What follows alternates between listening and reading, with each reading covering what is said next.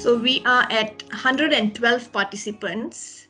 I think we can begin the session. If the speakers are okay for us to start, Mr. Thiru, Mr. Dina? Yes. Yes, okay. Yes. So, all right. Okay, yes, nice to see you, Mr. Thiru. Dina, if you don't mind, yes, okay, wonderful. Okay, so welcome everybody to our talk today. And I'm very, very happy because I see so many people online with us today, coming in to gain more knowledge and more information about net zero and initiatives ongoing in Petronas to address the emission targets. Now, if you were at our Vice Chancellor's town hall a few weeks ago, I'm sure you would remember him talking about this net zero and Petronas's vision in achieving these targets. Yeah. So I'm sure you don't want to listen to me so much. Yeah. Today is the opportunity for us to gain as much information as we can from our two prominent speakers, Mr. Thiru Padirao Narayanamurthy, as well as Mr. Dinagaran Govindasamy, who is also our alumni. So we are very proud to have our alumni here join us today. Without further ado, I'll just quickly share with you how the flow of this talk is going to be. It's very informal, yeah, so don't worry. Mr. Thiru told me last night, you know, we want a lot of interaction. So we hope to give that to you, Mr. Thiru. A lot of interaction. So we've got lots of staff here. We've got students on board. So we hope, you know, this session will be very beneficial for everybody who's online today. I see a lot of our senior members also from the organization who have been with us for quite some time already. They bring with them a lot of rich experiences. So I'm hoping we can, you know, have a good, rich dialogue during the Q&A session. So I'll do a quick intro of the session. I will then pass on the session to Mr. Thiru first. And we will hold Q&A maybe to the end. So after Mr. Thiru, we will go to Mr. Dina, and then we will open for Q&A. Yeah. And if there are any questions, ladies and gentlemen, please have your questions typed into the chat, and we will pick it up from the chat, yeah, later on, yeah. And if you don't mind, I would like everybody to mute, only speakers to unmute, so that they can run their session smoothly, all right? Okay, so our session's supposed to start at 3 p.m. and end by 4:30 p.m. So I hope we can keep to time. Now, without further ado, let me introduce you to the topic of our talk today first, which is net zero carbon emissions 101. Why 101 is because these are very fundamental concepts that we're going to be learning about today. And what we can do as an institution of higher learning, basically, to support the net zero carbon emissions targets that we have for Petronas as a whole. And I'm so happy to have two prominent speakers. I've been chasing them for quite some time now. I'm so sorry about that, Mr. Thiru and Dina, but we finally got them here with all of us today. So let me introduce you to our first speaker. His name is Mr. Tirupati Rao Narayanamurthy. He's currently head of climate change, sustainable development, environment, and social performance, Group HSSE Petronas, our first speaker. And our second speaker, who is also our UTP alumni, is Mr. Dinagaran Govindasamy, who is head of climate change planning, climate change unit, sustainable development, Group HSSE Petronas. All right. So allow me, ladies and gentlemen, to read a quick bio of Mr. Thiru. So Tirupati Rao has a master's degree in electrical engineering and 21 years of experience in the field of climate and energy, covering greenhouse gas monitoring, reporting and verification, energy efficiency and management, flaring and venting reduction in upstream oil and gas, renewable energy, carbon capture, utilization and storage, electrical engineering, carbon trading and offsets, green buildings, and sustainable development in general. He has sound experience in developing climate change strategies and policies for large organizations as well as Malaysian government. During his career, he has led successful registration of 12 carbon offset projects in Malaysia under the UNFCCC Clean Development Mechanism and earned the first carbon credit for Southeast Asia and Malaysia back in 2005. He has been involved as lead climate change expert during the National Green Technology Roadmap development and in a series of Malaysian national communication reports to UNFCCC. Currently, he is working for Petronas as head of climate change based in Kuala Lumpur, Malaysia. He has been instrumental in development and implementation of climate actions such as Petronas's position and what has happened to this advancement?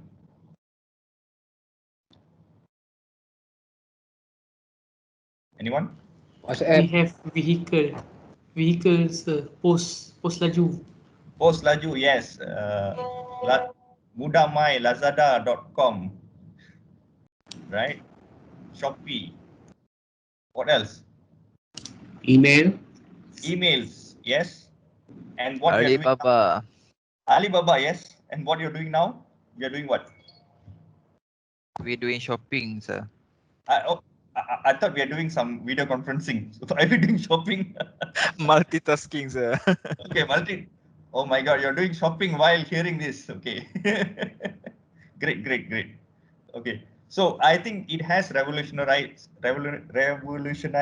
things are at your fingertips now as part of your phones and so on. You can send emails anywhere, right? So the shift actually caused, the difference is the shift has caused you to use more from the animals to some form of energy. So the energy comes from fossil fuels. Same goes for this. There's a shift happening in communication, and the communication requires energy in all your devices and gadgets and whatever that you're trying to do, right? And how this is a kind of a typical look of a factory in back in early 1900, and you see a lot of mechanical devices there, right? If you see bellows and all those things that you study in your school, gears, you can see this. How do you think this will look like today? What do you see? It's more computerized, actually. Exactly. It's more computerized. And on top of that, you will see robotics, right? Less human? Less human, exactly. Less human, more computerized, programmable logic controls, robotics. Most of the car manufacturers, if you go, I don't know, have you been to, I don't know, Produa in Malaysia or Proton? You will see a lot of automation. Machines are doing weldings, right? So a lot of automation, and you require a lot of energy to do this, right? So this picture now, looking at some advancements after the industrial age. This is a picture of London back in 1950s. I think this is just after the World War, right? This is not because of the war, but this is a typical how the London city looks like. What do you think is happening here? The fog. It's called the smog. Exactly. Yeah, this is Tash Hazim. Yeah, you look like very knowledgeable here. Yes. Can you explain what is smog? Where the carbon emission from factories is so thick that it actually covers the entire city. Yes, it is a combination of the word called smoke and the fog. So smoke and fog combined become smog. So the British are very smart in coming up with these words.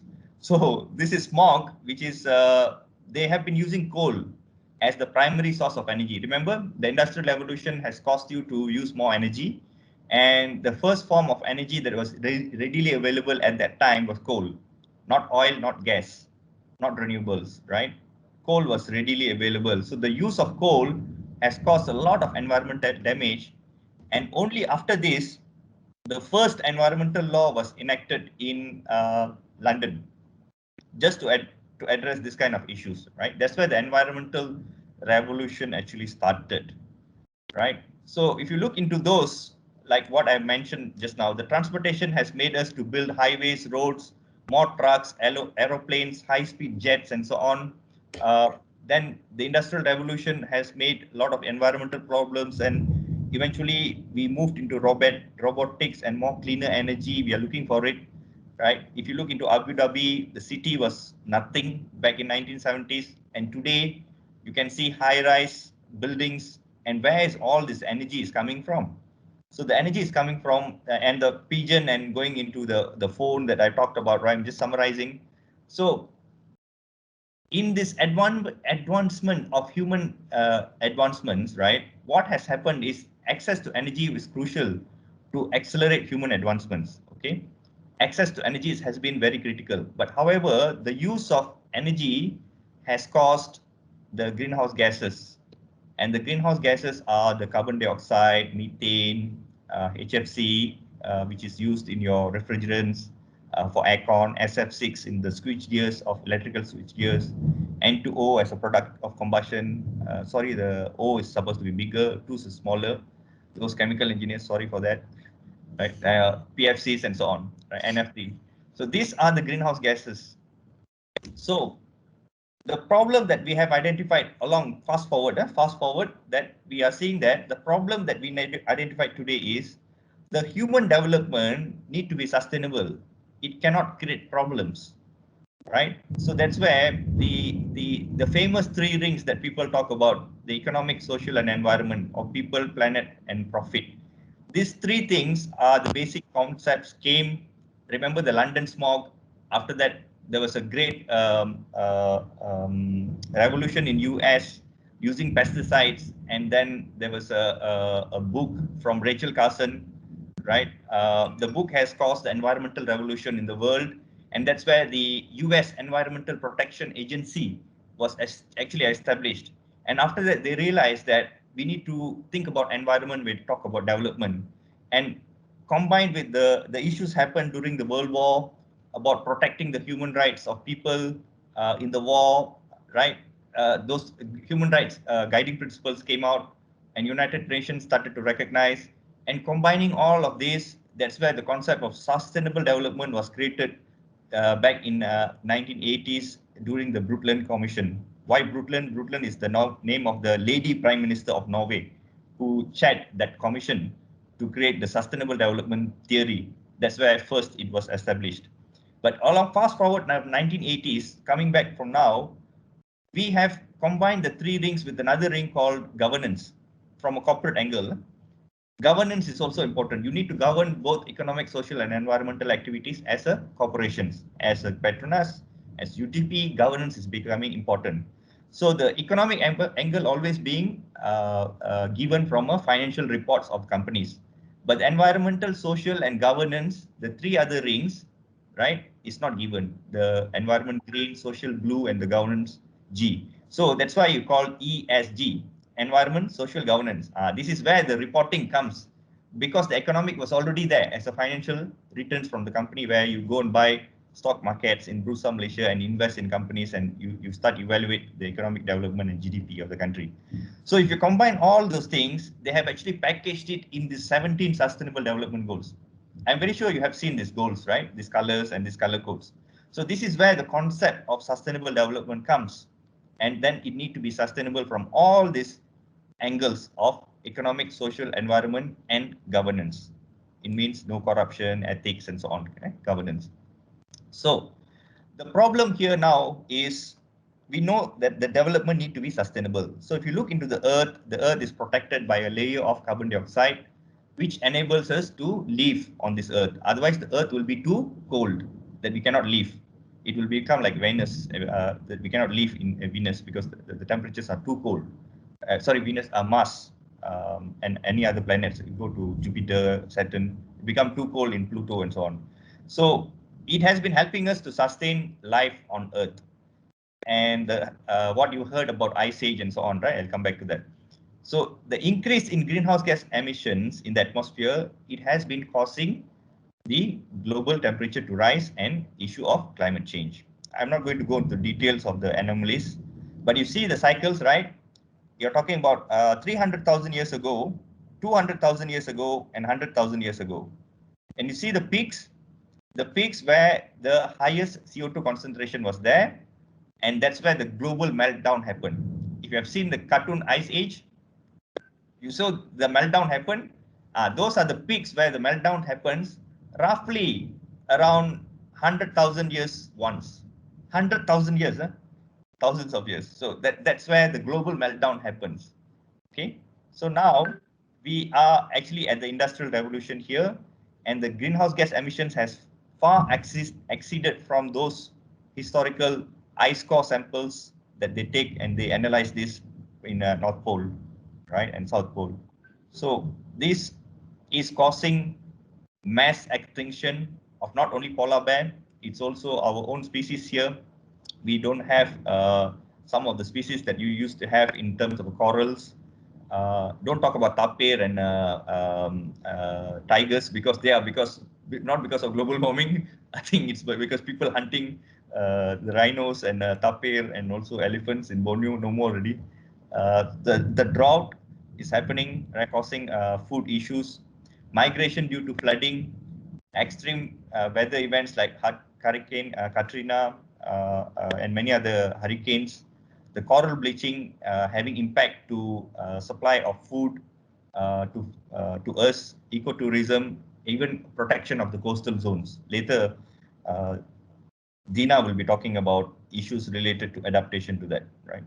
So looking at these big challenges that's happening to the world, we know that there's a climate challenge. The challenge is we need more energy to drive the aircon, to drive the car that you are using, to charge your handphones, to have more population and more energy demand is there. But at the same time, we want less warming. We don't want the earth to warm, but we want more energy. So in order to do this, we need to understand the reality of, we need to transit to a cleaner form of energy, right? So this is acknowledged during the Paris Agreement. That's why I put the tower here. This is the Paris Tower, and the Paris Agreement is trying to find a solution. 192 countries agreed to do a solution, right? So the problem is the pace of it, the pace of low carbon solutions, and can people afford for an expensive form of energy or not? So this is the issues that we are facing today. So just want to highlight this. Looking into what I have talked earlier, I just want to ask a question. It's a joke that I always tell people. The Stone Age ended not because there's not enough of stones. So what you see, people used to. Okay, you tell me, what do you see from the picture? How do you relate to what I spoke just now? Anyone?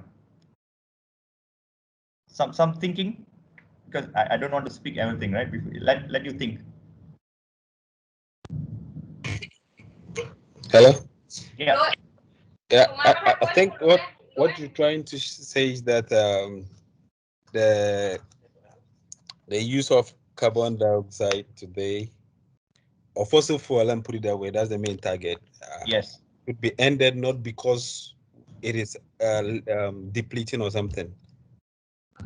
Fantastic. You are absolutely right, Mr. Bao, right? Example. Congratulations to you. I think you passed your examination, passed the quiz, right? So this is the point I'm trying to drive, because the Stone Age ended because humans found another form of technology of melting the metals, and they started to use metals as their tools, right? No more stones. So the technology has caused the change, caused the shift, right, to happen. So if you take the analogy, it has happened many times already, just that we haven't realized. This is my own diagram. This is this is not a modeling or anything. It's just my simple diagram that I took. If you look into before the industrial age, 1850, a lot of people use wood. Wood is the major source of energy for the world. Era of wood, right? Kayu api. And after that, you see the era of coal come in. So it's either you have a choice. You want to become wood or coal, right? These two things came into the picture. And after some time, then we discover more petroleum and natural gas, and that actually took over the world after somewhere World War II, right? After somewhere World War II, the entire boom of economy has happened. That's why you call baby boomers. The baby boomers came here after the World War II. Those who were born there, they have been the richest people on earth today, right? Whatever that they got the opportunity, take advantage of the opportunity on the shift. That's where the energy transition already happened 2 times. Huh? From wood to coal, first energy transition, coal to petroleum and natural gas, second energy transition, and then we are at the third energy transition. So how many of you all, I see 196 participants, how many of you all would like to become the so-called baby boomers of the energy transition and become the multi-billionaires of the next 20-30 years? It's in your hands, right? These opportunities are there because there's a transition happening here. There's a transition happening here from the natural gas, petroleum and coal to renewables, which is called hydroelectric, nuclear, natural gas, petroleum, coal. Even I can put hydrogen and electricity as the secondary part of the energy transformation, right? So this is happening. This is happening now. So since this is inevitable, right? We as Petronas in the energy sector, we feel that we have a key role as a solution, not as a problem. Don't see as a dirty company. No, you are causing the problem. If you are, you have a choice to see yourself as a Greta, or you want to become somebody who'd like to be the solution, right? Instead of just pushing and complaining all about it. I'm not saying what she's doing is not wrong, but I think what she's doing is right to get the push. But just to push alone is not enough. People need to act. So when you push, on the other side, somebody need to act. So which side you want to become? You want to become on the side of pushing only, or you want to become on the side of acting and become a multi-billionaire? Think of it, of how you want to take the opportunity, or you want to become a pushing factor, right? So this is where Petronas say that let's become the solution and collaborate with the countries. And we know that Earth is warming and there's energy demand is there. There'll be some consumption of natural gas, coal, hydro. So is this the scenario of by 2050, Petronas will still producing oil and gas? Do you think we will be still making a lot of money by selling oil and gas? Can we continue to do that, or shall we transform? So these are the fundamental questions that we have asked ourselves, and then we recognize the necessity, and then we change. First thing we change, they call the mission statement. We call that as a statement of purpose. The purpose why Petronas exists. We changed it. You can see the name there. There's no more oil and gas in that statement. It's a progressive energy and solution partner, right? It's no more oil and gas. It's a progressive energy and solution partner, enriching lives for a sustainable future. So the word sustainability is engraved into the vision or mission statement, which is called the statement of purpose of Petronas. This is where everything actually started to change for the past 3 years, right? Once we put this thing on top, and then we have these 3 strategic focus. We continue to generate money using oil and gas today and expand the core business, which is natural gas and oil, and then use this revenue, put back into those things like renewables, hydrogen, R&D on carbon capture and storage, many other technologies, and then we step out into petrochemicals, biofuels, many other technologies coming out, right? So this is the 3-pronged strategies that was laid out as a foundation of what we should be doing, high-level strategies of Petronas. So you have to see yourself, you want to contribute as a geologist, continue to do exploration for oil and gas, that will be that. So the commitment to the Petronas sustainability agenda is the ESG element. I'm not going to go into the detail. E is the value creation from economic, environment, protecting the environment, social, and the last portion, governance. So this becomes the 4 fundamental lenses of Petronas sustainability. And with this sustainability, we have put some targets saying that we want to reduce our greenhouse gas emissions by 2024. We want to cap it before reducing it. We wanted to step up on renewable energy, 3,000 megawatt. For your information, 3 years back, we only have 10 megawatt. Now we have a target of 3,000 megawatt by 2024. Today we have around 800 megawatt, from 10 to 800 in 2 years time, right? It is a great investment. And then the last one, we also say that we wanted to help the society by giving education beneficiary programs for scholarships for Petronas students, for helping the Malaysian government on the STEM, education, science, technology, and mathematics.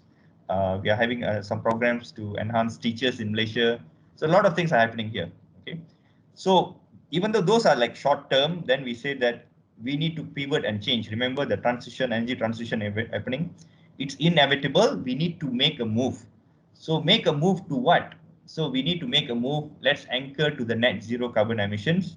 Let's try to make our carbon emissions net zero by 2050. So now the question is, what is net zero, right? How do you want to achieve it? So in order to understand that, so we need to, Swarna, tell me how long I have more. Yeah, about 10 minutes, Mr. Thiru.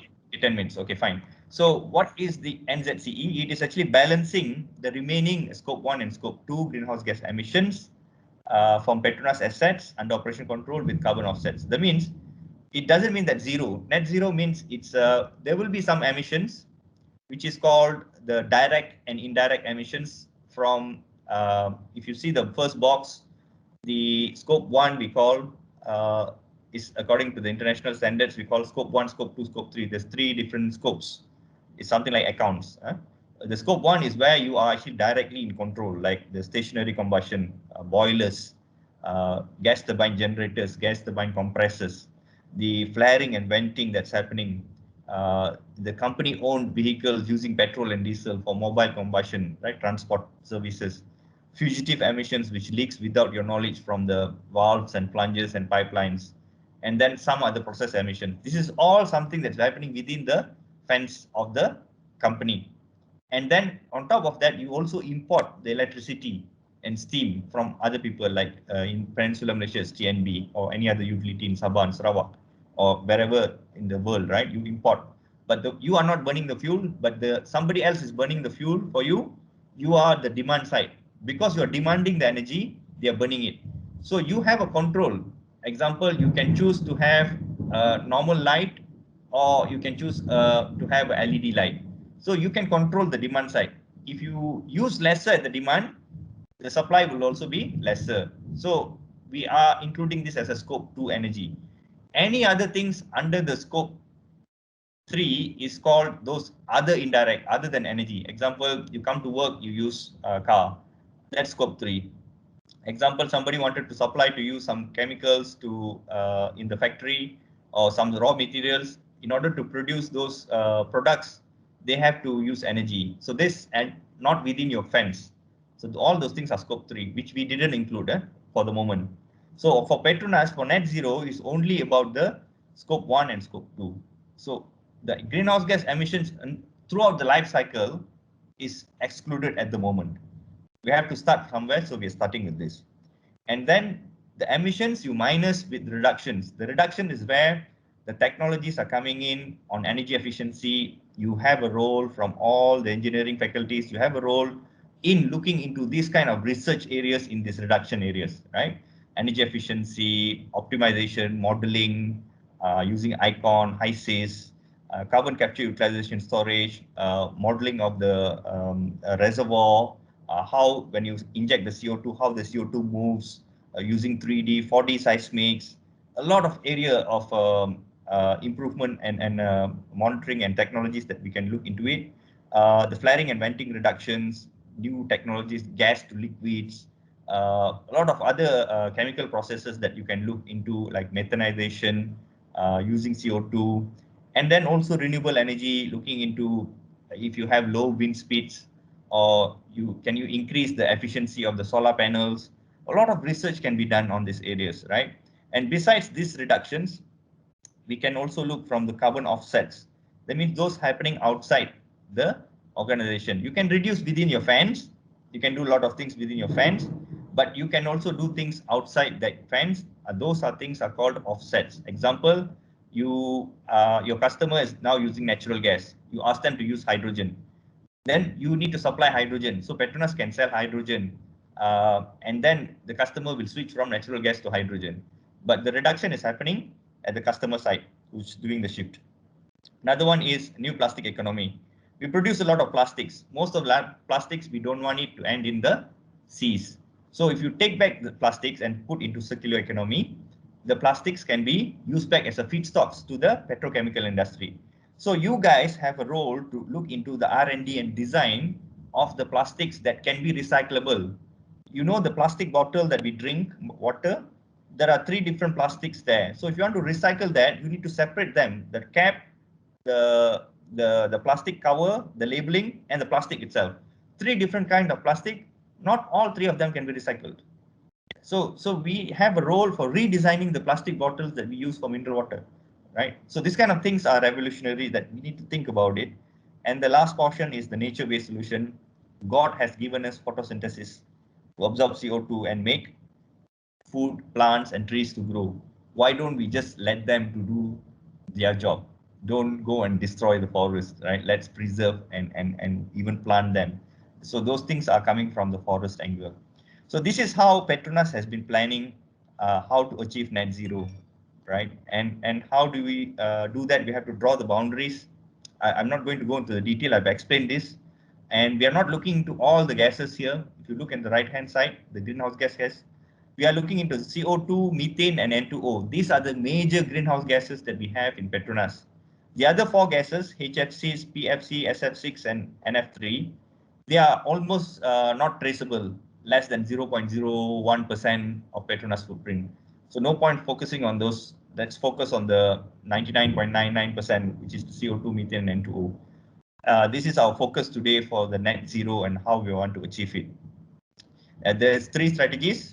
One is improve our operational excellence, right? Efforts we are calling that as Petronas carbon commitment, which is reducing flaring and venting, improving energy efficiency. So all those things that I've talked about in the box of reduction here, all those things will be our first strategy, right? Let's try to reduce. That's first, reduce. Then number 2 is let's try to use more renewable energy and low carbon solutions and circular economy concepts. The technology innovation comes here. So we go into investing more solar, wind, circular economy, bioplastics, right? And so on. So this will be strategy number 2. If you remember the 3-pronged strategy, this is about stepping out. That means we are doing something that is not normal. It's not something that we used to do. The strategy number 2 is doing something else, right? This is where the innovation comes into the picture. So number 1 is continue to do what you are doing efficiently and reduce the use of energy. Number 2, do something else that you are not doing today and invest the money into this, which is renewables, solar, hydrogen, and new plastics, bio agenda, and everything. And after you have done this 2, if 80% of the efforts should be on 1 and 2.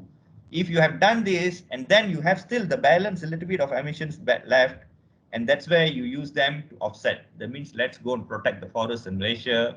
We are working closely with the Malaysian government, CASA, and soon you're going to hear something called forest carbon certificates, right? Those are going to come in, and we are shaping it together with the Malaysian government. We will be the one of the first company who will be looking into the forest carbon offsets in Malaysia. Okay, so these 3 strategies I've split into 4 building blocks, which is operational excellence, which is strategy number 1, low carbon energy solutions, which is renewables, bioenergy, technology and solution. The strategy number 2 is the 2 other levers. The last one is carbon offset, the strategy number 3, right? So this is just to bucket them clearly. So we put this like this. I'm going a little bit faster. So some of the ideas for oil and gas industry where you guys can be involved is in upstream. Example, we advocate more natural gas and carbon capture utilization storage technology, right? How to overcome the issues of LNG, right? If we have a lot of, if you know, Malaysia has 70% gas reserves. So if you go into renewable, so who's going to buy the natural gas, right? So natural gas need to be competitive. So carbon capture and storage need to come into the picture, but it is still expensive. So maybe can we utilize the CO2? So what do you do with the captured CO2? There's various ways. You see there from the National Energy Technology Lab from US. is giving the how you can do you use for carbonate beverages, Coca-Cola and Sprite and 7-Up today. You are using for algae production. You are using it for carbonates, methanization, methanol production, refrigerants. You can use it for cement, fire suppression, plastics. It's a lot of use of carbon dioxide. Can we try to use this carbon dioxide somewhere else? Something that need to be explored. A lot of area for research and innovation. On downstream, we need to shift from a linear economy. Linear means pakai buang, right? You use and you throw. We have to avoid that mindset. We have to go into the circular economy, right? Whatever resource that we extract from the earth, it has to be used again and again. So that is the concept. So we need to redesign back, like what I told about the plastic bottle, right? 3 different plastics. Some of it cannot be recycled. So can we think of how to design a plastic bottle as simple as that, so that the plastic bottle don't end up in the sea, but it should go back to the facilities to make plastic bottle again. In that way, you don't need to go and cari dan gali. That's called cari gali, Petronas cari gali, right? Cari and gali, extraction, exploration and extraction. So the ideas for customer, right? Concept of mobility. We are moving from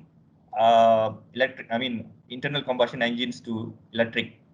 But the problem is the electricity has to be clean. You cannot generate electricity from coal, right? So if you want to use hydrogen, the hydrogen also need to come from electrolysis process or some other process, SMR process. SMR is from using methane again. So you need to look into the main source of primary energy and shift. Then only we can shift to fuel cells or electric vehicles. And then the temperature there dial is showing that how do we control the energy efficiency at home. Do you set your temperature to 18 degrees or 20 degrees and use a thick blanket and sleep? Or shall we set to 25 degrees and don't use a blanket to sleep with a fan? It's your choice, right? So 25 degrees to 20 degrees, there's a lot of energy that will be that you need to pay for the utility. So why don't save energy and save the world also? So I'm just giving example practically. A consumer, how they can change. People asking to stay at home, don't travel too much, work from home. That can save a lot of emissions from transporting people from one place to another place. And working from home saves a lot of greenhouse gas emissions, right?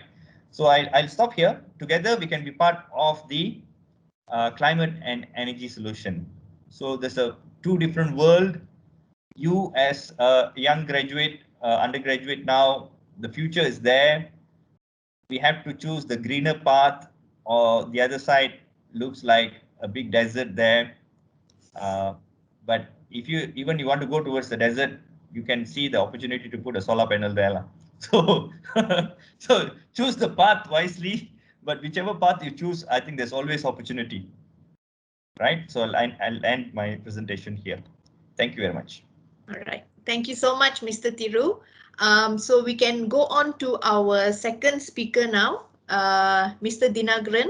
Mr. Dina, while you are putting up your slide, maybe I will read your quick bio. Is that okay? Yep. Okay. So ladies and gentlemen, we heard from Mr. Thiru. Now we hear from Mr. Dinagaran. So Mr. Dinagaran Govindasamy is the head of the Climate Change Planning, Climate Change Unit, Sustainable Development Department, Environment and Social Performance Group, HSSE, Petronas. So Dinagaran Govindasamy holds a master's or MPhil in engineering for sustainable development from the University of Cambridge, United Kingdom. He's also an alumnus of University Technology Petronas, where he completed his Bachelor of Engineering honors in Mechanical Engineering. Dinagaran has 10 years of work experience with Petronas. He started his career in operations management, managing numerous oil and gas fields in the Sarawak region, covering the areas of offshore platform operations, project development and business management. During this period, he led a few projects to reduce carbon emissions in the operations by improving the efficiency of equipment and reducing flaring and venting in operations. The satisfaction from actualizing carbon emissions reductions from offshore facilities become the impetus for Dinagaran to further his studies in the field of sustainable development.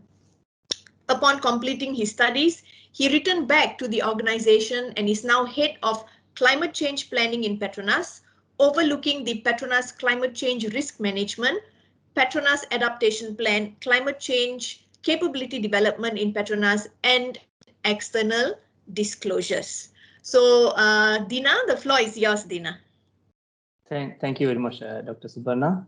Thank and you. First of all, I would like to say hello to UTP management team, UTP administration, lecturers who are also on the call, and also all my fellow students, since I'm also your alumni.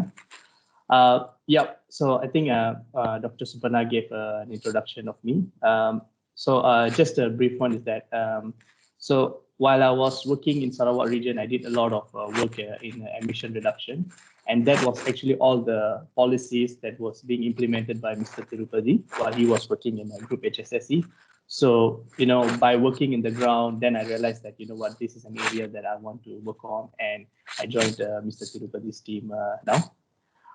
Okay, so Mr. Thiru has actually explained a lot on the general overview of climate change, what are we doing in Petronas and everything. I just want to add a little bit on climate change adaptation.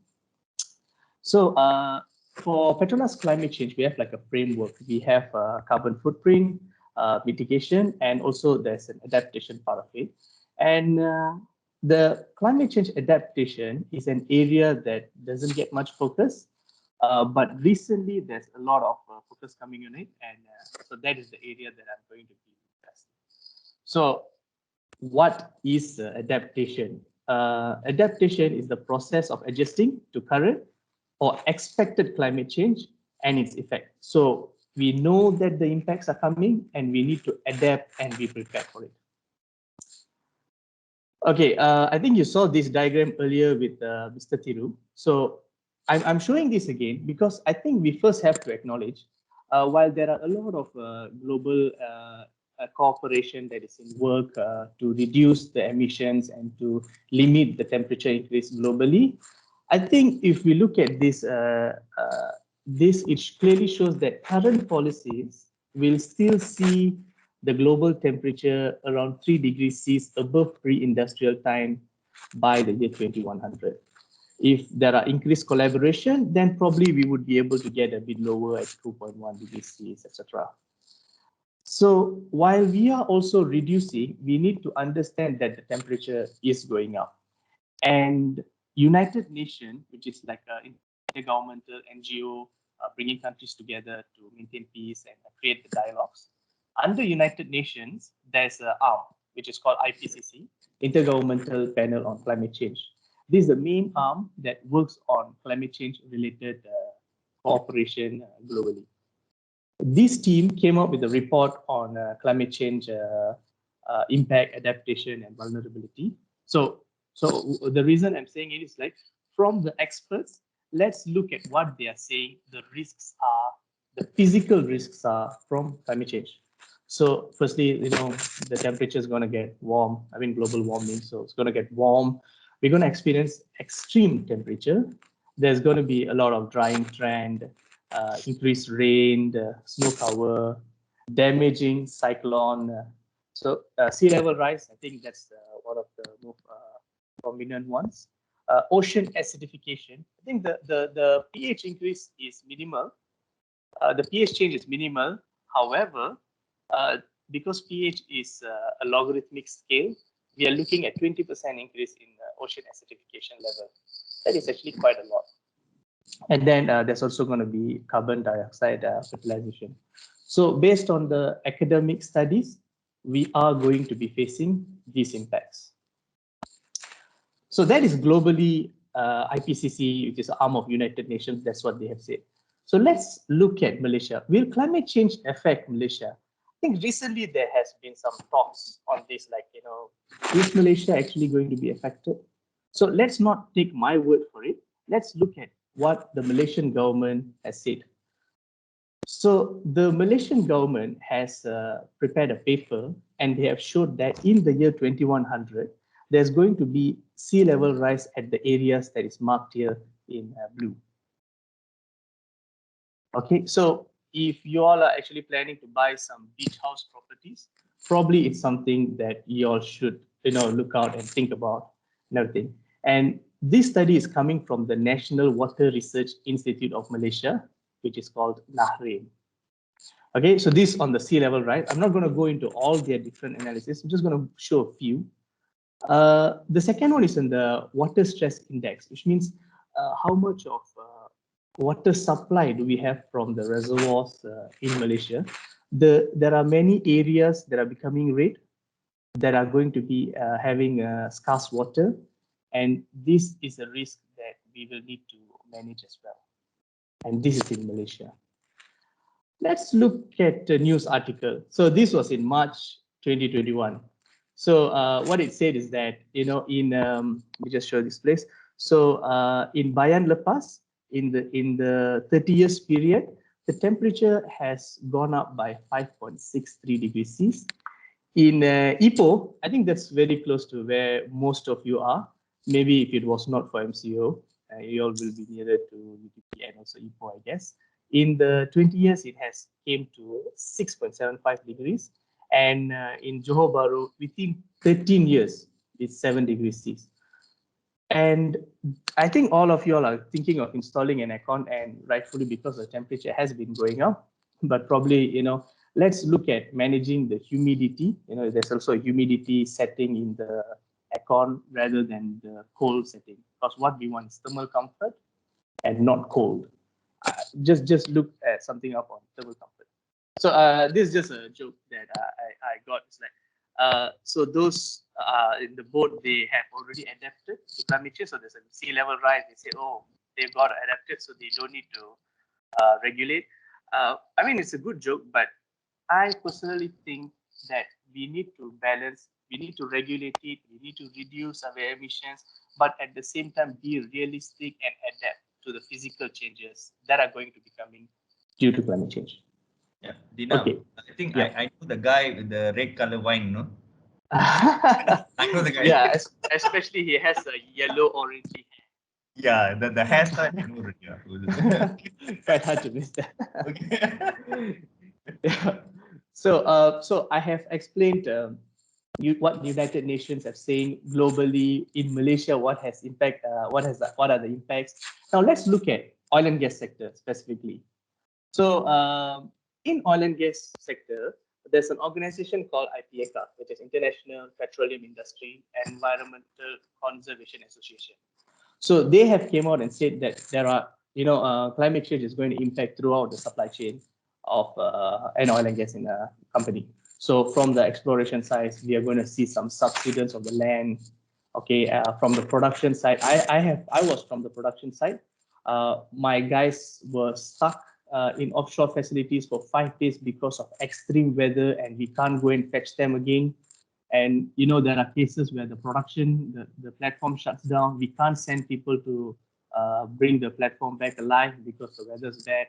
So these are real issues. Transport and terminals, the ship is supposed to come to the coast, attached to a piping for the terminal to export. Sometimes they just can't attach because, again, extreme weathers, coastal erosions that are having some issues.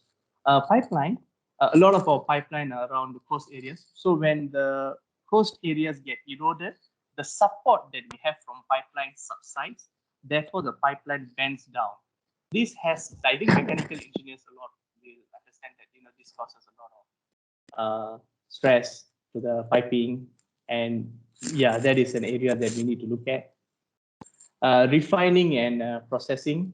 We do a lot of, especially like in MLNG, our LNG plants, we do a lot of cooling. A lot of cooling requires a lot of cooling water.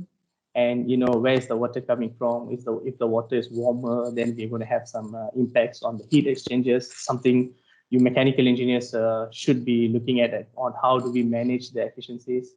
And also, we are also working alongside these communities, our facilities are.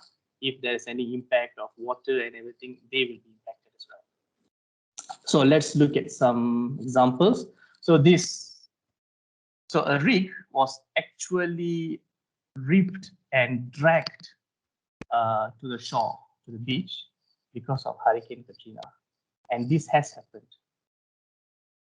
Next, in North Sea, it's already a bad weather there. You know, the sea is actually quite harsh over there. And we can see that it's going to get worse. Production is going to be cut down. And this is something that Petronas need to understand. Oil and gas industries have to understand and prepare and adapt for it. Okay, so I have explained internationally what are the impacts that has been identified specifically for Malaysian context that probably a lot of you can relate to, and then for specifically for industry point of view, what are the impacts? So now we have known the impact, how are we going to prepare ourselves? And the word is, how are we going to adapt towards the climate change, physical impacts?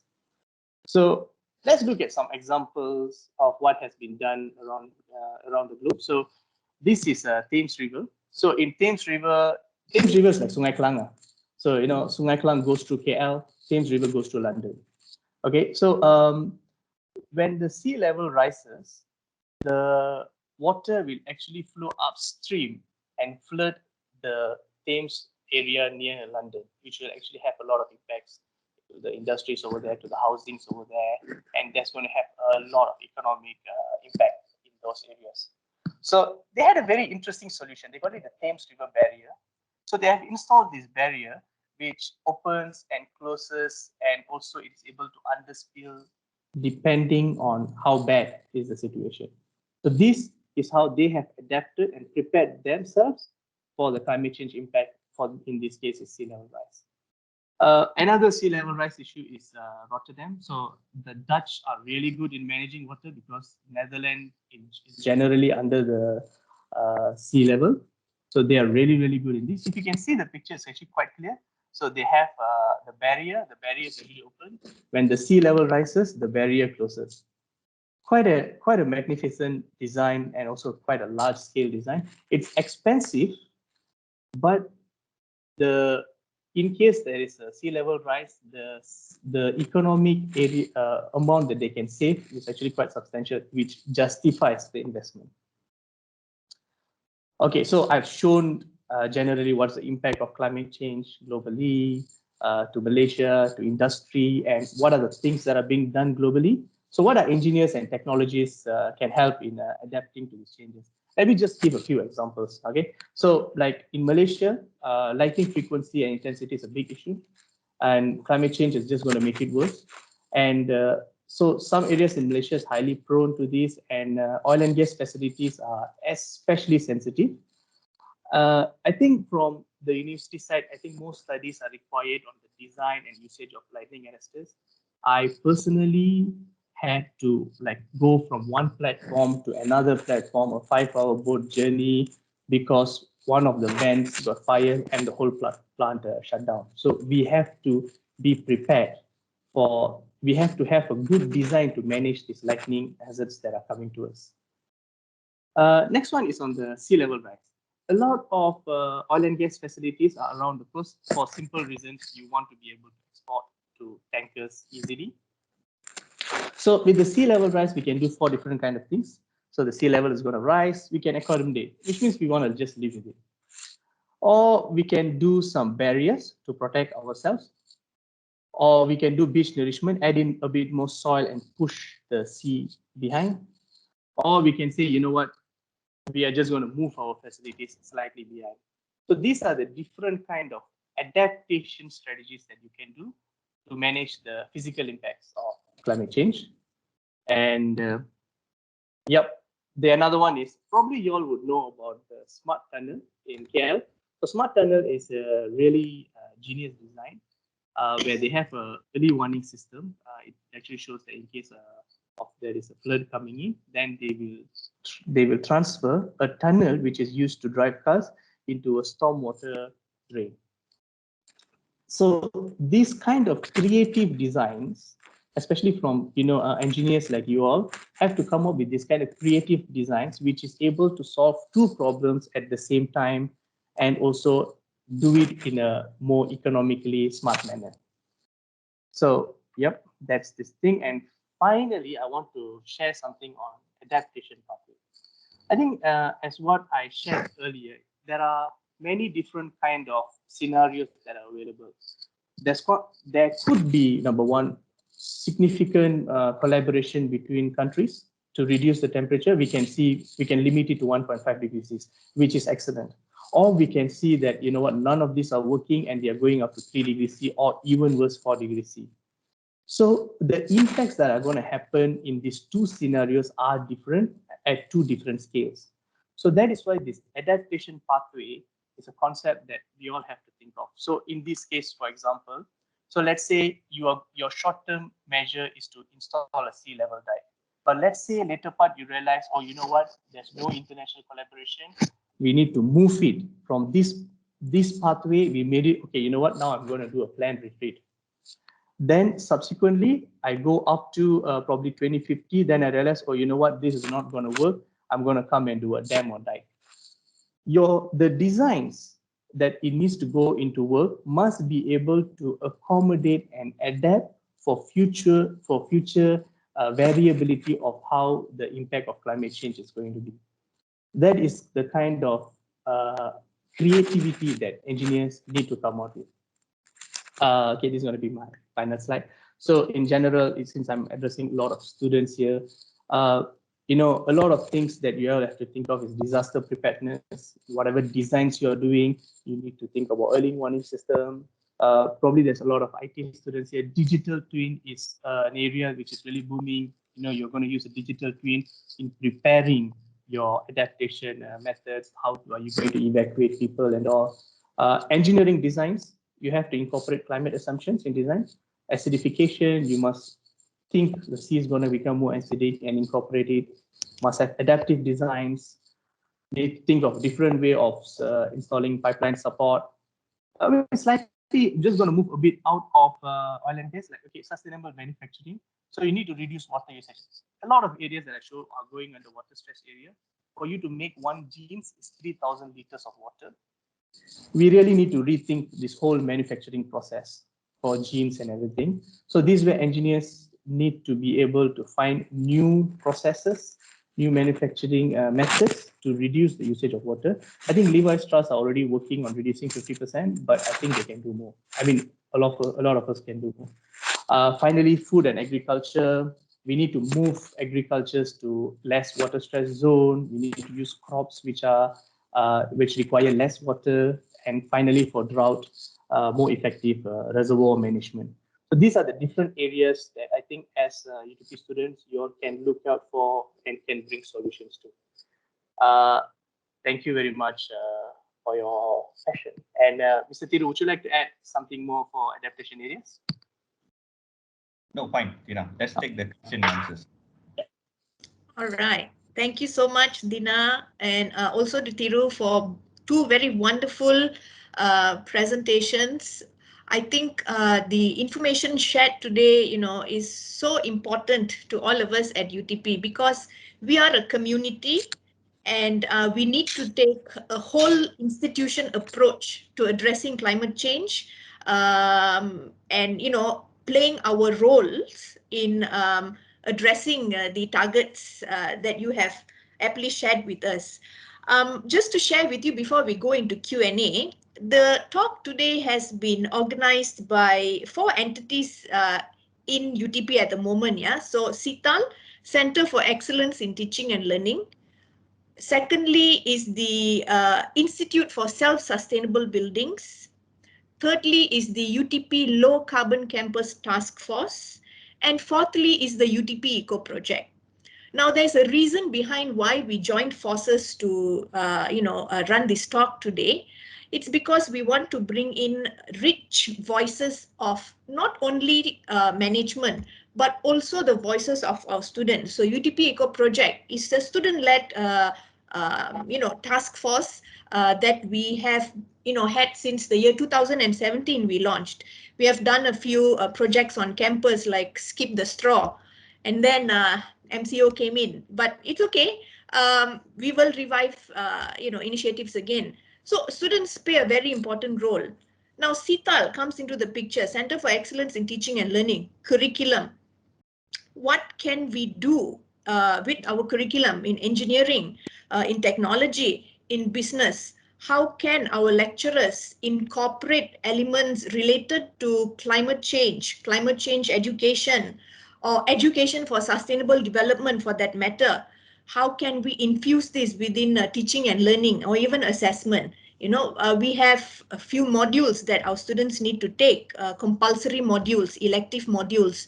So we are doing our parts, but maybe there are things we can do even much better, than what we are doing today. And on a personal front, actually, I teach on the Intro to Oil and Gas module, and I teach an elective which is called Holistic Perspectives to Sustainability. And, the questions that our students ask, during lectures, they are wonderful. I think our students are very much woken on this issue of climate change. And we must do our part, and be more informed of current dialogues, current debates in that area, so that we, as lecturers, as researchers, can equip our students with the necessary knowledge. So when they go into the workforce, into Petronas, for example, they are well equipped and they are ready to face the challenges that come with, working in a challenging environment like Petronas, and where climate change is a key agenda. And we also have Institute for Self-Sustainable Building. So this is a group, an institute, a research institute, where we have over 60 researchers working on various research and development and innovation related to sustainability, and some elements of climate change even, not only from technical perspectives, but also from social perspectives, because social perspectives are equally important. And in the presentations today, Mr. Tiru, Mr. Dina, you have showed us how important we as human beings are in ensuring that mitigation and adaptation efforts that we are planning can become effective and successful. It's us and what we do about it also, isn't it? And last but not least, the Low Carbon Campus Task Force. So we have established this task force. The leader of the task force is with us here also today, Ayar Fatimi. So he may have some feedback to give during Q&A. But what we are doing on this task force is looking into ways in which we can make UTP a greener campus. And during MCO, we've been actively doing things which people maybe do not know about, but we've been installing solar panels and all on our buildings. So there's a lot of work going on campus, and we hope that your session today sparks more conversation among the UTP community in general, so that there is better understanding, number one, and better, I want to use the word mindset change, cultural understanding, cultural change, in helping us address the targets. Yeah. So, okay. It's 4:11 and we have 218 participants. This is a superb number of participants. And I would now love to open the session to our participants to ask questions. And I know Mr. Tiru said he wants to engage more with students, because students are the pillar of change agents also for the work that we are doing. So can I open to students? We have undergraduate students, we have postgraduate students also. We can take a couple of questions from students, then we move on to staff. Okay, you can unmute, students, you can unmute. If you're on mute, please feel free to ask questions.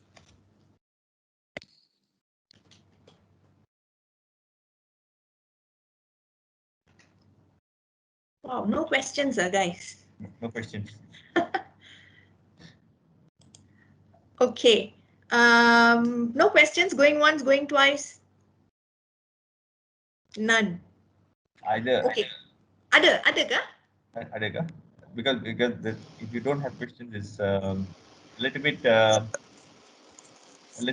what I'm a little bit scared of this situation, because you need the next generation who's supposed to question. Yeah. Yes. Okay, there's a question, Mr. Tiru.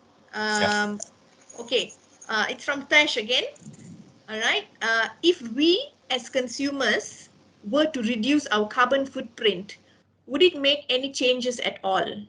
I mean, big companies create more metric ton of carbon than I can save. Very good question.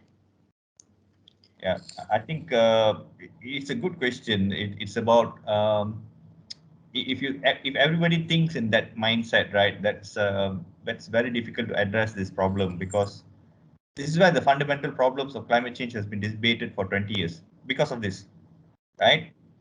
How can a small country like Malaysia and small islands, what we can do about climate change? Let US and China and India do something about it. No, let us take a back seat. This has been the mindset, and it's like pushing the problem here and there. But now we have 192 countries signed up, and if you look at Malaysia itself, it's only 0.3% of the global carbon footprint. 0.3. So Malaysia can take a backseat and say, let the others reduce. But I think that will not work if everybody take that stand, right? That's why we were saying that this is a global common good in economic terms, global common good. I think everybody have been enjoying the clean air, the sun, and rain and water, right? So we need to have a sense of responsibility on this. I think that's why we need to make a decision to make a change, right? It is going back. This is where Dr. Subarna, your area of angle from your angle comes in. Example, if you take a consumer, if you go to any supermarket, you look at the two different products. One is having an eco label, another one don't have eco label. Would you pay a few cents extra for the one which is sustainable? That's a question. That's an interesting question you need to ask. If you do a survey, you may find that in Malaysia, that is not a concern. Because 1-2 cents difference in the petrol price, the long queue will be there in the petrol stations. So the next day, the petrol must change, the long queue will be there, because we are not from that mindset. But you know that some countries, they don't even have packaging for Colgate, the toothpaste, because the package comes in a box, right? You take out the box, you just need the toothpaste inside. So the packaging has been taken out. Right, Tina, you would have heard, right? This is happening in the Scandinavian countries, Iceland, and so on. So if you go to their malls, they don't have this, and the consumer behavior is changing. The corporates, consumer behavior is changing. So consumer has the power to change, because we supply. Somebody demand, we supply. Right. So if you think that you don't have a power, I think it's not right. It's equivalent to say that why should I go and vote, because it's not going to make a difference. It's the same question. I think at Stiru, I think there's companies like Patagonia and a few other companies that are coming out who's actually giving an option for more sustainable purchase, and they are able to get a market for themselves to only people who actually want to invest in a slightly more sustainable clothing. I think in Europe, especially, the people's sentiment have started moving towards climate awareness.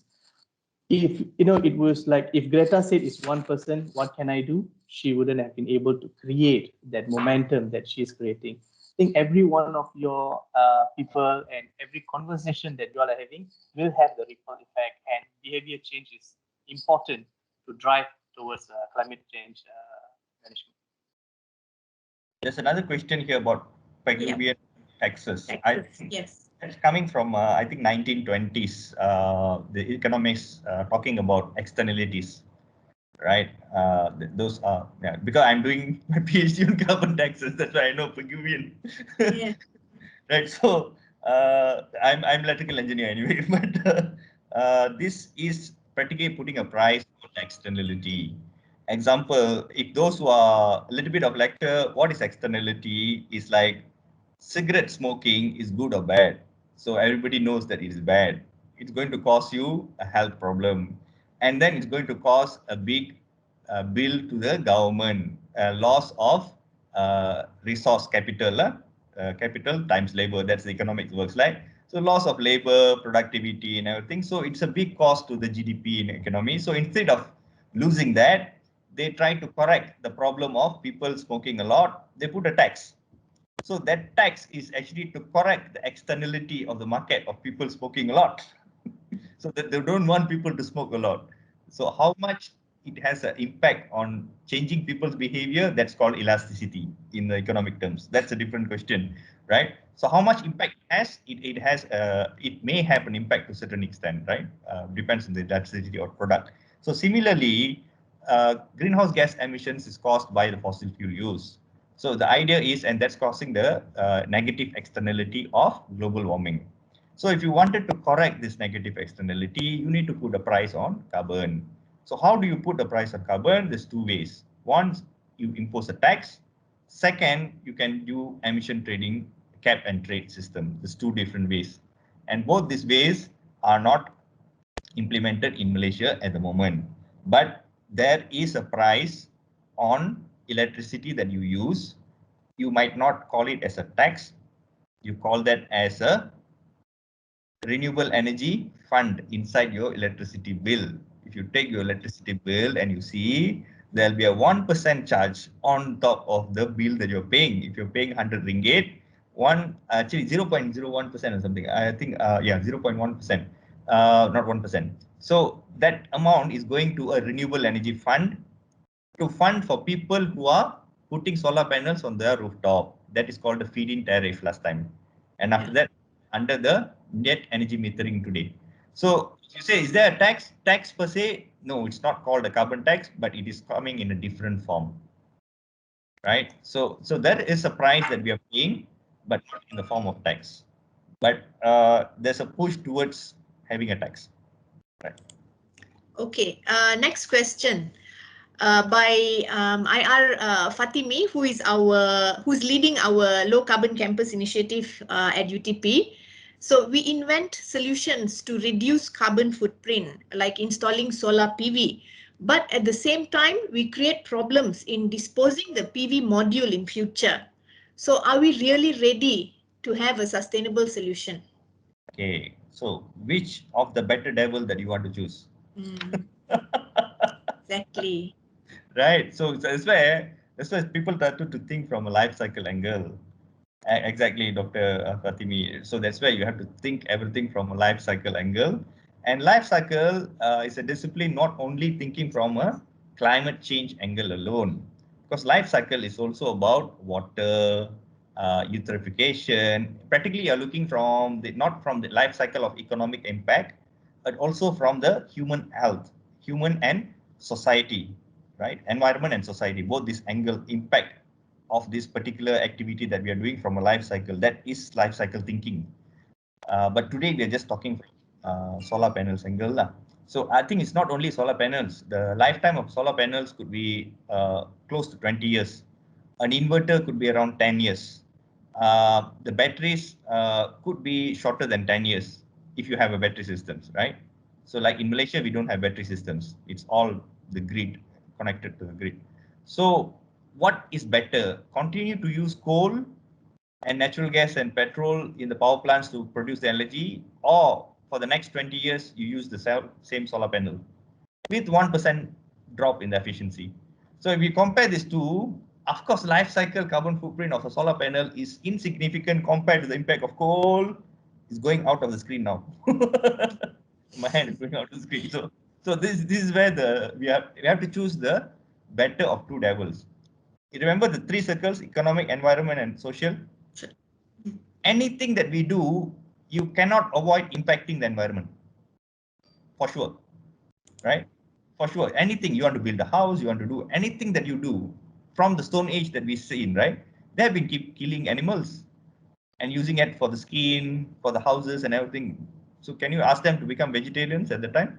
I mean, so it is a times that you need to choose between the two devils. That's why we call sustainable development. Doesn't mean that everything is super extreme to the positive. It's impossible.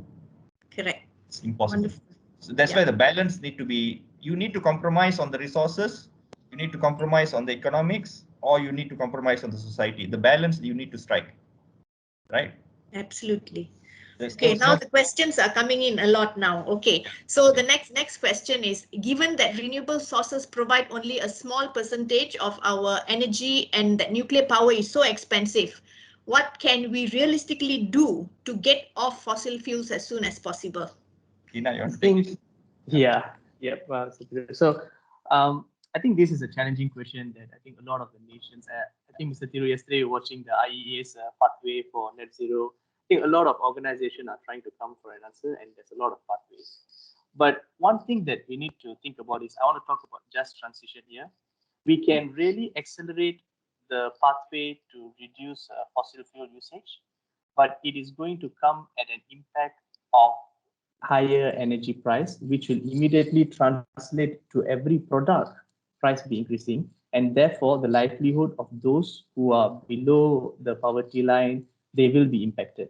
So we have to balance both the drive towards renewable energy with the necessity of the current time for our people. So this is where we need to balance. To answer the question, how can we realistically get off fossil fuels? There are a few strategies around the world. In carbon tax, in European market, they are trying to push a bit more for carbon tax, cap and trade system. I think that's Mr. Thiru's strong forte actually, carbon tax and cap and trade. He's been like doing that. He's an expert in like for the past 10 years. But at the same time, I think international collaboration is very important because we want the funds from the developed country to help the developing country to implement these low carbon solutions. So there are few things that are at play, that are at work. There are few pathways that are identified, but yeah, there's no silver bullet. It's something that is being iterative as we speak. As well. Yeah. I think it's going back to the economics again. So what is pushing what, right? For the past 20 over years, we know climate change exists, and we know that renewables are expensive. We know need to go into stop producing fossil fuel. But how to do it is the question. So it's a chicken and egg. First is the supply and demand, right? This is the question. Chicken and egg is a supply and demand. So the question is, will consumer change? Will consumer pay for the extra renewable energy product on the shelf and pick up that for a higher price? They may not. So if you don't pick up for more sustainable product on the shelf, right? So how do you change consumer behavior? So it has to be economics. So you need to make somebody to buy something which is cheaper or at least equivalent, but give a better benefit. So how do you drive that? So it's a government's role to provide incentives to that particular product and then or put a tax. It's a carrot and stick approach. So government may want to do that, but if that only one government did that, that government is going to lose competitive advantage because the other country is going to sell it cheaper. And this is how it's happening in the oligopoly, or you call this monopoly is TNB and all those people are monopoly, but Boeing and the other one is Boeing and Airbus, right? This is just two people. In that kind of markets is fine because there's only two people, or monopoly fine. Then you can keep on increasing the price and people will have to buy. You have to go to Airbus or the Boeing only to buy aeroplanes. You can buy, but in an open market, you cannot do that. That's where the problem of 20 over years, 26 years of COP26 means 26 years of negotiation to shift towards renewable is not happening because anybody who try to go into that path, they're going to lose competitive advantage. That's right. You know, the guy who's going to put a step in is going to be the loser. If the whole world don't change. So what to do? So this is where everybody need to come in together. That's why the Paris Agreement is signed up. 192 countries is seen as the game changer. Yesterday, the International Energy Agency gave a roadmap of net zero. Inside that roadmap, if all the countries are committing towards net zero, including China, now almost 60% of the global GDP has committed for net zero. 60% of global GDP, including China, right?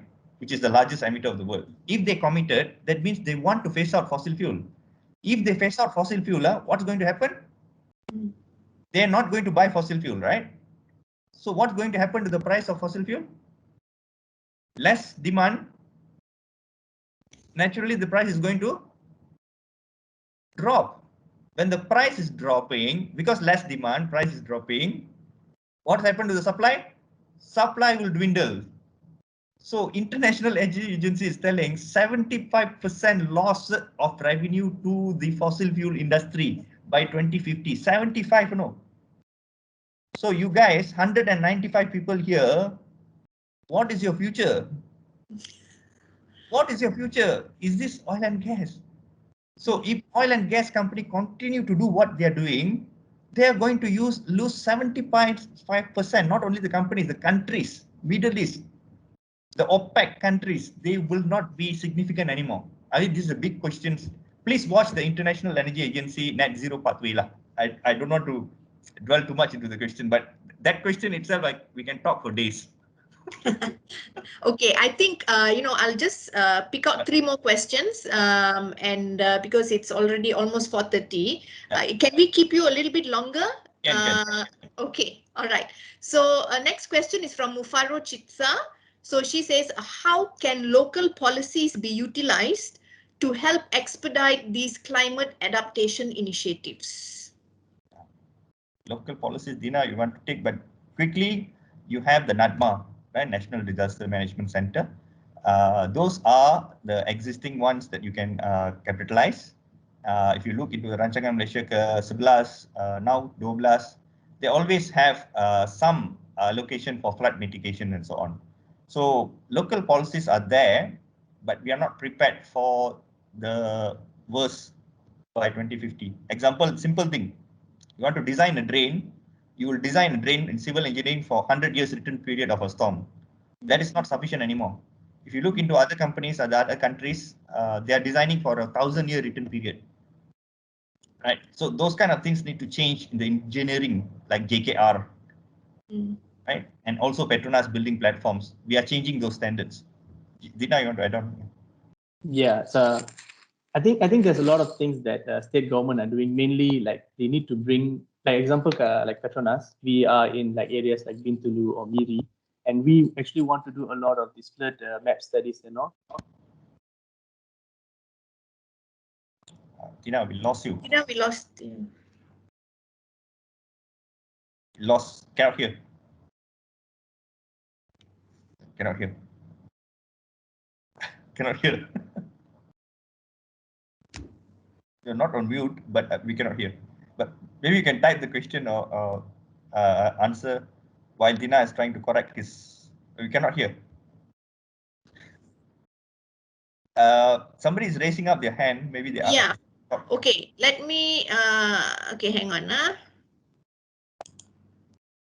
Okay. Dina said go ahead. Yeah, Dina said go ahead. Okay, so okay, there is we have a few people here with hands raised. Maybe we go with Muhammad M. Abdo first. Muhammad, do you want to unmute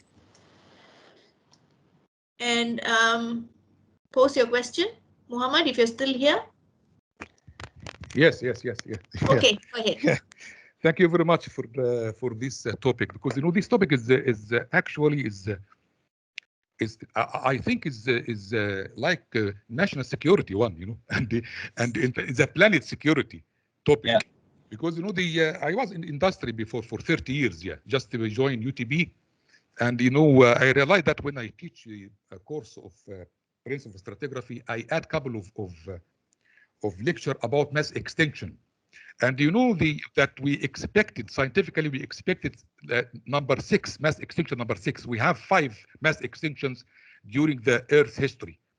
Yeah. But now we expected number 6 as fast, very fast, by the way.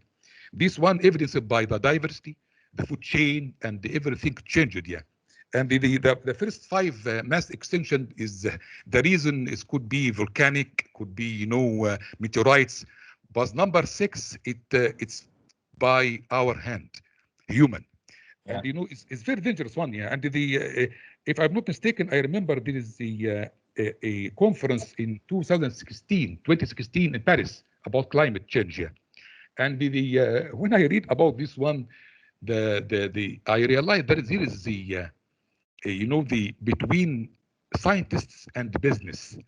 The business controlled by the big companies, which even succeeded to pass this conference without any taxes like carbon taxes. Carbon taxes which should be applied to the organization, the companies, not the citizen, the big companies, And I'm sorry to say, even politicians also involved in this one, against, and they always keeping that the climate change is a illusion, is not real. Yeah, while scientists is by evidences we are going to have a big mass extinction. Sorry for that. Yeah, What is your question? Is that your Mike, opinion? no, my question: what is now we are now to solve the problem, trying to solve the problem by adaptation. What's about now the to laws by law applied to the big companies, like the big companies, oil companies, yeah, for carbon taxes, yeah, and the something should be coming from the big companies, yeah. I know they are talking about the people and the relation of but I'm talking about who have the hand to execute laws or to generate laws to force this one here. From education point of view, I'm totally agree with Dr. Soprano. I already tried to pass this message to my students here. One day they have to do something here. So this is my question. Sorry for that, yeah. Because as I know that they failed to do any punishment on the big companies during the big conferences with United Nations here. Thank you. So I see that more of an opinion rather than a question. Yes, there's a lot of initiatives going on putting a price on carbon.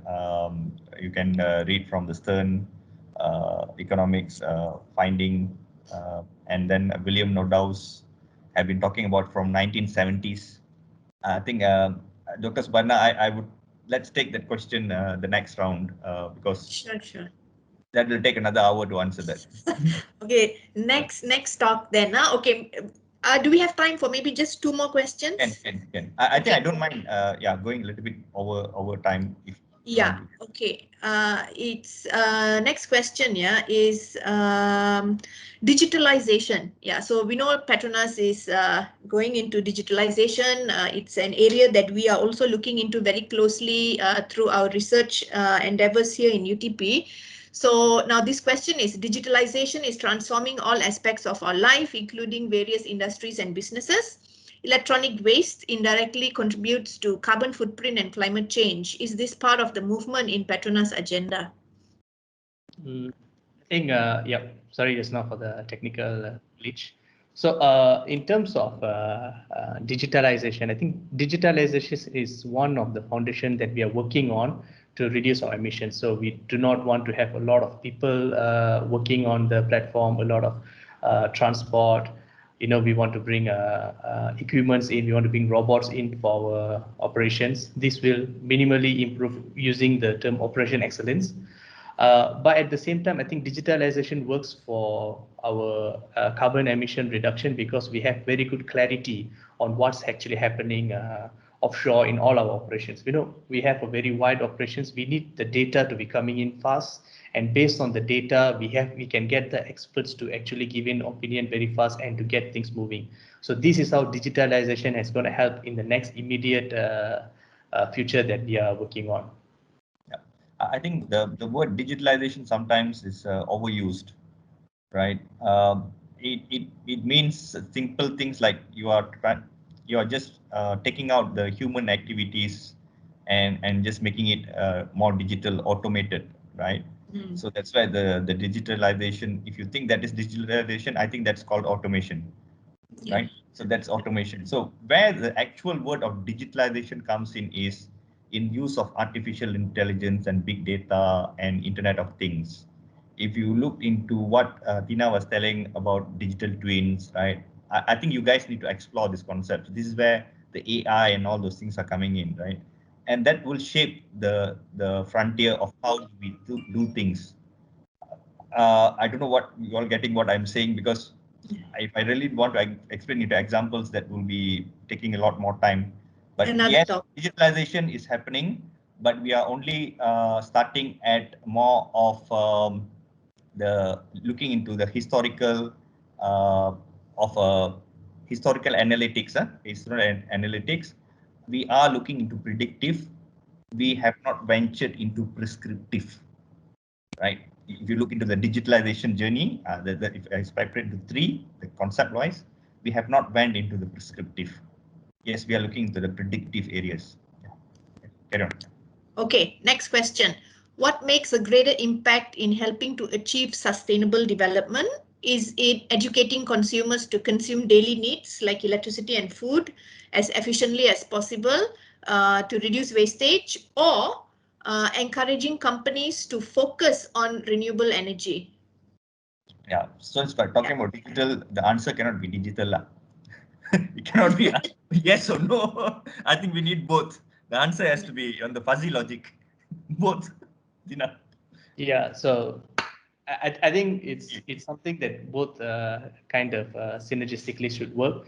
I mean, if you're going to stock market, you're going to invest in a company, you want the company to actually provide you the best profit. I think it starts from there. You know, when you're investing in company, you want to get the best profit. The company also wants to perform for its stakeholders. And in the need to do that, they want to provide to the customers of what they want. So it is all interlinked in a way. It has to move in a synergistic manner for this whole, I would say, the wheel to move towards renewable energy. Next.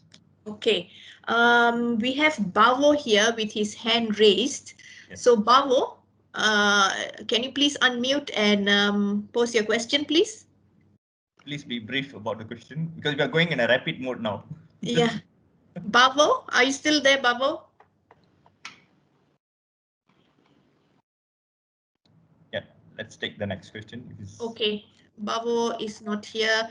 Okay, I'm just going through the chat here. I believe, okay, there is a question here. Does renewable energy replace fossil fuels globally? Yes, it's possible. As I shown from the wood to coal, coal to oil and gas now in the transition to renewable is a matter of time. Definitely it will be, but it's a matter of time. So the question is the matter of time. The instruments like carbon price and government incentives and consumer behavior will accelerate the pace. It's going to replace. International Energy Agency gave a scenario where it's possible that renewables could be 70% of the global energy mix by 2050. 70%. Today is almost less than 20%. Okay. Yeah. Okay. So just one last question. Yeah. Hello. Ayo, ada lagi. Yes. Is that you, Bavo? Yes, please. Okay, go ahead. Yeah, I had some few questions during the presentation I wanted to ask so that we know. One of the first question I wanted to talk about, maybe it might be a bit fundamental, but I'm not sure. From all the presentation, what I basically see is more or less like an economic issue and not about, it's either we are looking at economics or energy and then CO2. So my question is, are we really looking at dealing with the CO2 or looking for an alternative energy source? Because if we look at CO2, the background of CO2 is more or less like a life gas. For example, you see during the presentation, the speaker tried to take us through when we were posting with animals. We used to work with animals, and these animals also use CO2. So you will see that CO2 comes in every point of the energy sources we're going to use. We're going to have the issue of CO2 to deal with. So I want to know whether the discussion is just about CO2 capturing or the global warming or an economic issue. Because I took the time to read the COP15 in France. And if you look at this, it talks about basically more of wealth redistribution. So I just want to know whether that's the focus where Petronas is going or not. And then the second question is, from our speaker, one principle I realized was, I think he talked about the cycle, something like that, looking at things in a cyclic way, which confirms the principle of matter cannot be destroyed nor created, which means it has to be converted into different sources. So I want to know, maybe is Petronas looking more towards utilization aspect or just trying to capture it? Thank you. Yeah. I think I've yeah, I've made the point clearer earlier. Maybe I'm not so clear, but I think it is the question of CO2 has been the cause why we have life on Earth. If you go and learn in the books that we learned in 1980s, we say carbon dioxide is only around 0.2% of the atmosphere. That 0.2% is actually 200 ppm, right? And 21% oxygen. These things we learn in science, right? But it is no more 0.2. It is 0.4 today. Today, as we are speaking now, the percentage of CO2 is 0.4. So yes, the CO2 has increased in the atmosphere, and that is causing global warming. That is not the issue. But it's not only CO2, it's also methane, it's also N2O and all the other gases. Yes. And we need to address the problem. That's where the problem comes, right? And how do you address the problem? That's where economics comes. Okay? Because we are no more in the system butter. Or during the Stone Age, we don't have, yes, the animals cow dungs will produce methane, and then the methane goes back into the atmosphere and it is destroyed. And then the grass will grow using CO2. That's carbon neutral. The problem comes when you take the CO2, which is in the fossil fuels in the earth, and then you burn it and put it back into the atmosphere. That one doesn't get absorbed through the photosynthesis. And then we chop the trees, then the photosynthesis doesn't happen. That's why the CO2 stays in the atmosphere. That is the problem. The problem is CO2, greenhouse gases, the 7 gases. How to address? Economics, right? And circular economy helps us to not to use too much of these resources, because using too much of these resources is going to cause greenhouse gas emissions. Okay. Just keep it simple. Yeah. Okay. We have another question. Okay, I'm just going to keep it to 2 more questions and that's it. Yeah. So one from the audience, Said Iltizam Ul Haq. Doctor, over to you. Yeah, actually, I'm Dr. Jilani. Yes, sir. Yeah, actually, I would like to just, I don't know whether it's a question or comment. What we are shifting from. Sorry, we lost. How the renewable energy will support us at night? Sorry, breaking. Dr. Jilani, we can't hear you clearly. Do you mind repeating your question, please? Yeah, sure. Actually, I'm saying that we are shifting to renewable energy. So next era will be the renewable energy. Yeah. So how the renewable energy will be supporting at night time? Renewable energy supporting at night time. So hydroelectric is also supporting you at the night time. Wind also still blow at the night time. Only the sun is not available in the night time. So that's where the energy storage solutions is very, very important. Only renewable energy that is available everywhere is the sun. Others are not available everywhere. Yes, I'm coming to that question. So the wind and hydro is 24 hours. Only the sun is not available 24 hours. Only effective 4 hours per day. The solar radiation is captured. So we know that the problem is energy storage. So the world has been working on different solutions on energy storage, including the flywheel capacitors, or batteries using from lithium ion and so on, and trying to reduce the cost of that. On top of that, that's where the hydrogen is picking up, because hydrogen is where you can store the renewable energy. When the sun shines and wind blows, you convert it into electricity and store it chemically, then you can use it in the fuel cells, right? Yeah, So there are of course there are many ways of storing this one, but the main problem is the storage. Yeah, For the night time, we need huge amount of energy, and we need huge amount sources for storages, and we have only one source of energy storage, that is battery. No, we have hydrogen also. Yeah, hydrogen, but that is very costly and not much research have been done on that one yet. Yeah, same thing, doctor. I've been in this industry for 20 years. Per kilowatt of the solar panels was costing me around 25,000 back in 2000, early 2000, per kilowatt around 25,000 to 30,000 ringgit in Malaysia, right? And today I install 4 kilowatt for the same price on rooftop of my house here. This electricity is now from renewable energy, right? So it has actually reduced almost 4 to 5 times. Yeah, I agree. The cost of PV is reduced, but the other cost of storage have never been reduced. That's my problem. I think you have to go and look into the research from McKinsey and the others on how the cost of batteries has been reducing. I'm sorry, I'm also working on the same area for the last 30 years. Yes, so this has been reducing. The signals of reduction is happening. I take think a look at the International Energy Agency's report released yesterday. Because I'm not the expert, I think I'm just referencing to what is possible and what the experts are saying. Yeah, I think Petronas must have to think about that storage, energy storages as well. That's a big area. Yeah, definitely. We are doing it. Yes, we are looking into the storage area. Yeah. Okay, thank you so much, Dr. Jilani. Thank you. Last question, speakers. Last question. A power pack one. Does Petronas have any initiatives to use nuclear in their operations as a form of energy? No. Answer is no at the moment. That's a quick one over there. I think Petronas mainly our when we developed is about managing the natural resources in Malaysia, and the way we are stepping out is we are looking at renewables, and nuclear is not within our vicinity, at least for the moment. Yeah, I think let's look into like this. The future is not about just about oil and gas industry or what. I think that you have to see what will be the technologies of the future. What will be that?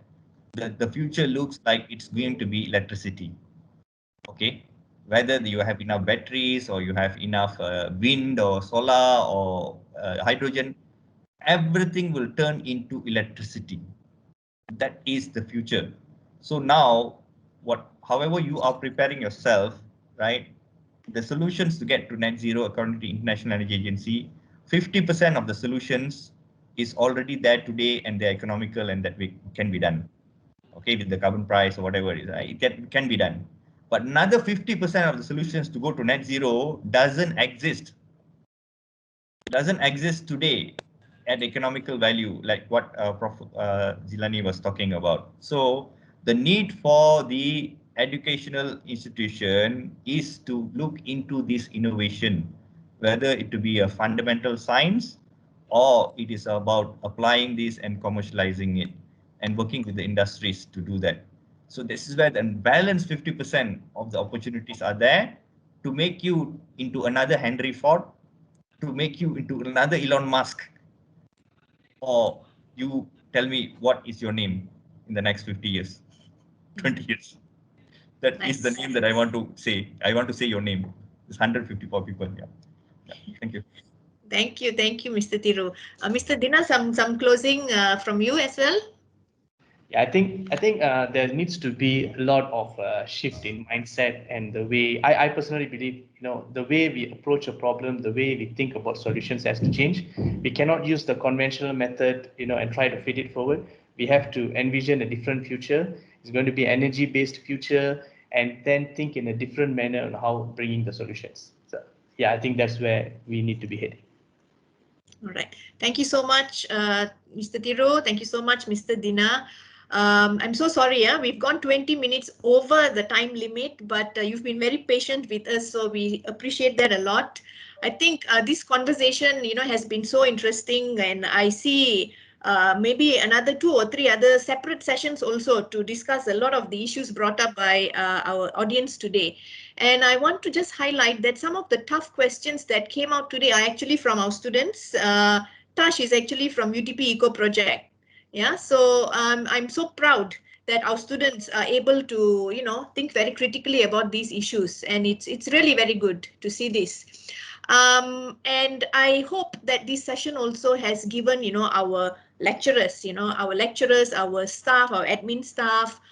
We have friends from the HSE department as well. We have friends from Low Carbon Campus Task Force as well. I think this session has brought about a lot of interesting perspectives and things that we need to consider as well, as we move on with our initiatives on campus in support of the net zero targets. Yeah. I want to take this opportunity, one last opportunity, to talk about the climate change module that is in the My Learning platform. Now, I think all of us know about My Learning. We would have gotten lots of emails, asking us to finish certain modules and all. Now, climate change awareness, I got that right, isn't it, Dina? The name of the module, climate change awareness, yeah? So climate change awareness is a module on My Learning.